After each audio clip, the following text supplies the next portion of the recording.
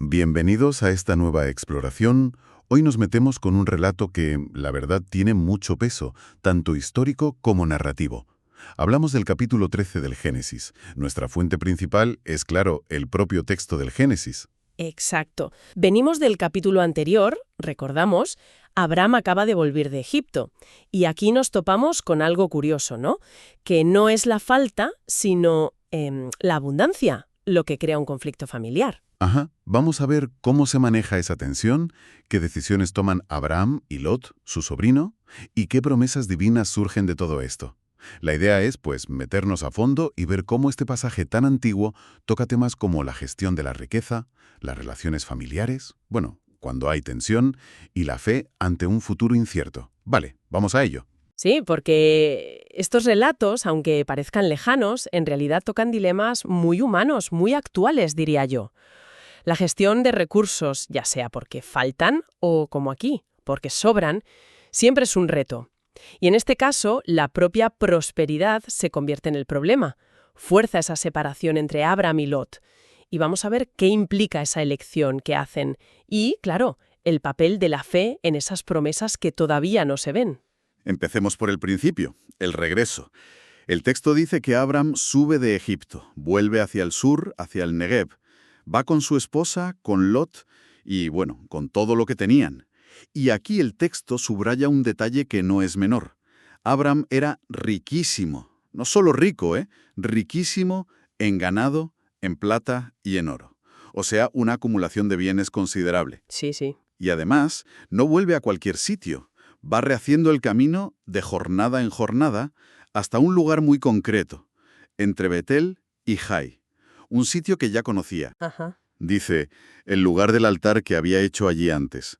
Y justo allí, nos cuenta, invocó a Abraham el nombre de Jehová. Es como un retorno físico, pero también espiritual, ¿no? Claro, y esa mención de la riqueza es interesante, porque en estas narrativas a menudo se ve como una bendición divina. Pero, como vamos a ver enseguida, también puede ser una fuente de problemas logísticos en este caso. Y el gesto de Abraham, eso de buscar específicamente ese altar que ya había construido y volver a invocar a su Dios, sugiere una necesidad de reconectar, quizás, de reafirmar algo después de la experiencia en Egipto, que, bueno, tuvo sus complicaciones. Sí, Parece que nos indica dónde estaban sus prioridades al volver a Canaán. porque esa riqueza, que además era compartida con Lot, pronto se convierte en un problema. Lot Ujú. también había prosperado, ¿eh? Tenía sus ovejas, vacas y tiendas. Claro. Y la consecuencia directa, lo dice el texto tal cual. La tierra no era suficiente para que habitasen juntos. Había demasiadas posesiones, demasiado ganado, y no podían morar en un mismo lugar. Chocan con un límite físico. Exacto. Y esto lleva a una contienda, una pelea, vamos, entre los pastores del ganado de Abraham y los pastores del ganado de Lot. La típica disputa por recursos, por los pastos, por el agua seguramente. Y aquí el texto añade un detalle de contexto que es vital. El cananeo y el fereceo habitaban entonces en la tierra, o sea, no estaban solos allí, Claro, eso es. lo que seguro que metían más presión todavía sobre el terreno disponible. Justo. Y eso es fascinante aquí, ¿no te parece? Que el conflicto no nace de la escasez, sino de la abundancia. Tienen tanto, tantísimo, que literalmente no caben. Es una dinámica, bueno, curiosa. Casi me recuerda a situaciones más modernas, ¿sabes? Como una herencia muy grande que en vez de traer alegría, pues genera peleas sobre cómo repartirla. Sí, sí, totalmente. Y la mención de los otros pueblos, cananeos y fereceos, subraya eso. La tierra no era un lienzo en blanco ni limitada. Quizá por eso Abraham siente la urgencia de resolver la disputa interna pacíficamente, para no mostrar debilidad o división frente a los demás. Y la solución que propone Abraham es, bueno, sorprendente por lo generosa que es, apela primero al lazo familiar. No haya por favor altercado entre nosotros dos, porque somos hermanos. Pone la relación por encima de la disputa material. Y luego viene la oferta que rompe un poco con lo esperado por jerarquía. No está toda la tierra delante de ti. Te ruego que te apartes de mí. Y le dice, si tú vas a la izquierda, yo iré a la derecha. Y si tú vas a la derecha, yo iré a la izquierda. Vaya. Le cede la primera elección a Lot. Al sobrino, al más joven, renuncia a ese privilegio de elegir primero. Un gesto importante, sí. Lot acepta, claro, y actúa. Alzó Lot sus ojos y vio toda la llanura del Jordán. El texto describe esa llanura como muy atractiva, que toda ella era de riego. Y la descripción que hace el narrador es potente para enfatizar lo buena que parecía. La compara como el huerto de Jehová, o sea, casi como el Edén. Casi nada. Y como la tierra de Egipto, que conocían bien y sabían que era fértil.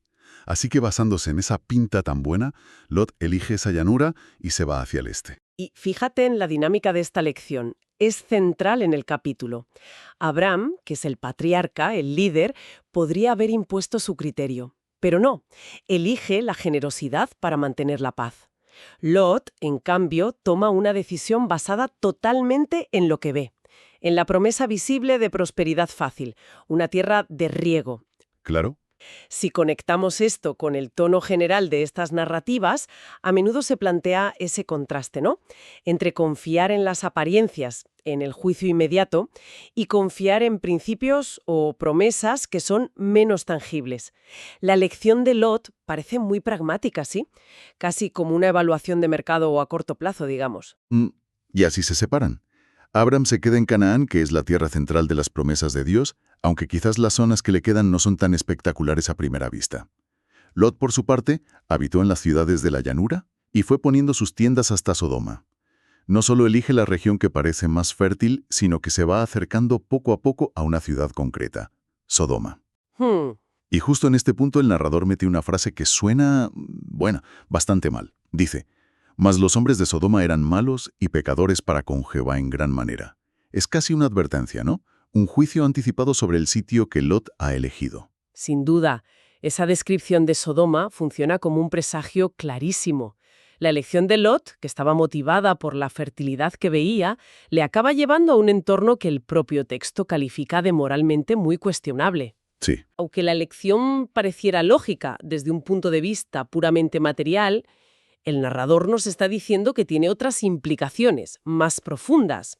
Plantea esa idea de que las decisiones basadas solo en la conveniencia aparente pueden tener consecuencias, inesperadas o negativas en otros niveles, algo que luego se desarrollará más en el Génesis. Esa cercanía a Sodoma no es casual, para nada. Y aquí es donde la narración da un giro importante. Justo cuando Lot se ha ido, cuando Abraham ha actuado con generosidad y se ha quedado, digamos, con la parte menos vistosa de la tierra, ahí interviene Jehová. Ajá. El texto lo recalca, y Jehová dijo a Abraham, después que Lot se apartó de él. El momento es clave. Sí, el después. Y la intervención divina no es para echarle la bronca, ni mucho menos. Es una reafirmación y, ojo, una expansión tremenda de la promesa que ya le había hecho. Primero, le invita a mirar a su alrededor, en todas direcciones. Alza ahora tus ojos y mira, hacia el norte y el sur, al oriente y al occidente. Una visión panorámica total. Luego, la promesa sobre esa tierra que está viendo. Pues toda la tierra que ves la daré a ti y a tu descendencia para siempre. No un trozo, toda, y para siempre. Mucho más que la llanurita que eligió Lot. Claro, es otra escala. Y la promesa sobre los descendientes alcanza una escala, casi cósmica. Y haré tu descendencia como el polvo de la tierra. Y añade que si alguno puede contar el polvo de la tierra, también tu descendencia será contada. Una imagen potentísima para hablar de una multitud inimaginable, incontable. El contexto de esta promesa es fundamental, creo yo. Llega justo después de ese acto de generosidad de Abraham, de esa resolución pacífica del conflicto. Podría leerse casi como una validación divina de su actitud, ¿no? Sí, podría ser. Y la promesa en sí es descomunal. Una tierra enorme y una descendencia innumerable. Si pensamos que Abraham, en ese momento, sigue sin hijos con Sarai, la promesa desafía toda lógica humana. Totalmente. Requiere una fe ciega, por así decirlo, en lo invisible, en lo futuro. Y esto plantea una pregunta importante sobre la naturaleza de la fe que se le exige a Abraham. Creer en algo tan grande, tan contrario a su realidad inmediata. Se establece un contraste muy fuerte entre la elección de Lot, basada en lo tangible, lo visible, y la promesa a Abraham, que es intangible y a futuro. El capítulo termina mostrándonos qué hace Abraham. Aunque la promesa que acaba de oír no incluye una orden directa de moverse, sí había una instrucción previa implícita. Levántate, recorre la tierra, porque a ti te la daré. Cierto. Y actúa en consecuencia. Abraham, pues, removiendo su tienda, vino y moró en el encinar de Mambre, que está en Hebrón. Se mueve, explora esa tierra prometida y se asienta en un lugar nuevo, un lugar que además será importante más adelante, Hebrón. Mm. Y una vez más, su gesto final al instalarse nos resulta familiar, y edificó allí un altar a Jehová. Repite ese patrón de marcar su presencia y su relación con Dios a través del culto en un lugar específico. Sí, vemos una coherencia muy clara en las acciones de Abraham. Ese patrón de moverse, asentarse y construir un altar se va consolidando como su firma, ¿no?, en su viaje de fe. Y el encinar de Mamre, cerca de Hebrón, se convertirá en un escenario importante en los relatos que siguen. Este acto final de construir el altar cierra el capítulo subrayando su compromiso con la promesa recibida y su manera de habitar esa tierra, no solo físicamente, sino también espiritualmente. Entonces, resumiendo un poco, ¿con qué nos quedamos de este análisis? Pues hemos visto esa idea sorprendente de que la riqueza, la abundancia, puede dividir. Hemos seguido la forma pacífica y generosa de Abraham de resolver el conflicto.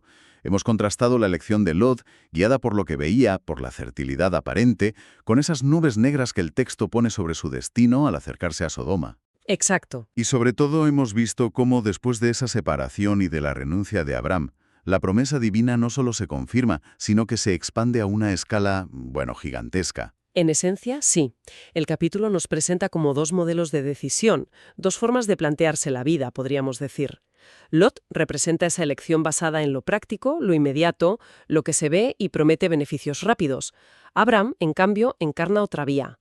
Prioriza la relación, actúa con generosidad y a cambio recibe una promesa que va mucho más allá de lo visible y que exige confianza a largo plazo. El relato claramente se inclina a valorar el camino de Abraham y sienta las bases para los destinos tan diferentes que tendrán ambos personajes más adelante. Y como reflexión final para darle una vuelta más, Lot elige la tierra que parecía ser como el huerto de Jehová, ¿verdad? Una imagen casi idílica. Abraham, después de ceder esa ventaja aparente, recibe la promesa de ser padre de una multitud como el polvo y de poseer una tierra inmensa. ¿Qué nos sugiere esta dinámica? Sobre la relación entre lo que percibimos como deseable a simple vista, las elecciones que hacemos basándonos en eso, y aquello que, según estas narrativas, se obtiene o se promete a través de la fe, de la generosidad o de renunciar a la ventaja inmediata. Es una pregunta que resuena, creo, más allá del propio texto.